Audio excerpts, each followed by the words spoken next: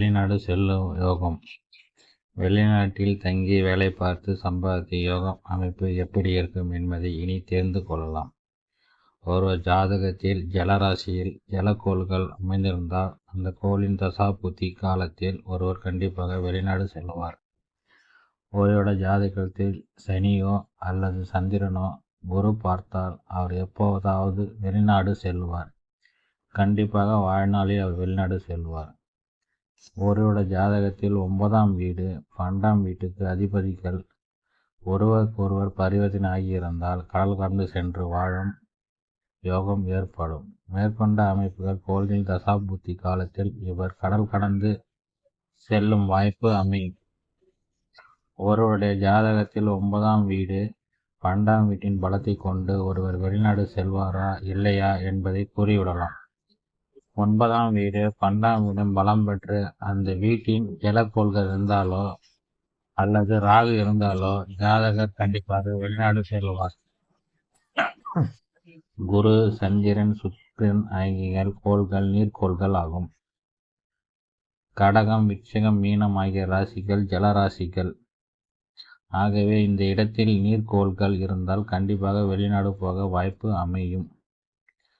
குரு, சனி போன்ற கோள்கள் வக்கரமடைந்து காணப்பட்டால் அந்த கோள்களின் தசாபுத்தி நடைபெறும் காலங்களில் வெளிநாடு செல்லும் யோகம் ஏற்படும். 9க்கும் 12 அதிபதிகள் சரராசி இருந்தாலும் சரராசிய 9, 12 வீடுகள் இருந்தாலும் வெளிநாடு செல்லும் யோகம் ஏற்படும்.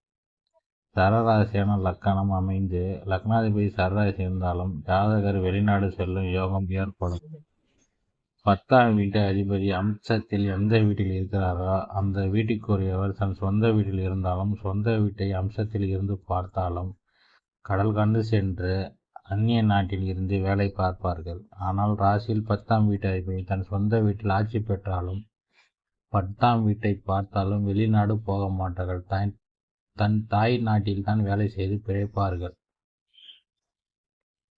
எந்த ஜாதகர் அமைப்பின்படி ஏன் ஒருவர் சொந்த நாட்டிலே வேலை செய்து சம்பாதிக்கிறார், இன்னொருவர் வெளிநாடு சென்று சம்பாதிக்கின்றனர் என்கிற வேறுபாட்டை பற்றி இப்போது தெரிந்து கொண்டிருங்கள்.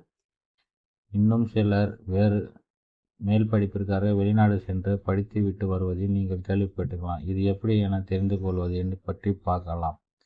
4ஆம் வீடு கல்வியை குறிக்கும் பாகமாகும். ஆகவே 4ஆம் வீட்டோடு 9ஆம் வீடு தொடர்பு கொண்டால் ஜாதகர் கல்வி கற்பதற்கு மேற்படி படிக்க வெளிநாடு செல்வார் என்பதை தெரிந்து கொள்ளலாம்.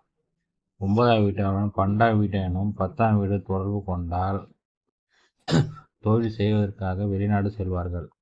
ராகு திசையில் சிலர் அடிக்கடி வெளிநாடு சென்று வருவார்கள். சந்திரனை குரு பார்த்தாலும் சனியை குரு பார்த்தாலும் உல்லாச பயணமாக வெளிநாடு சென்று வருவார்கள்.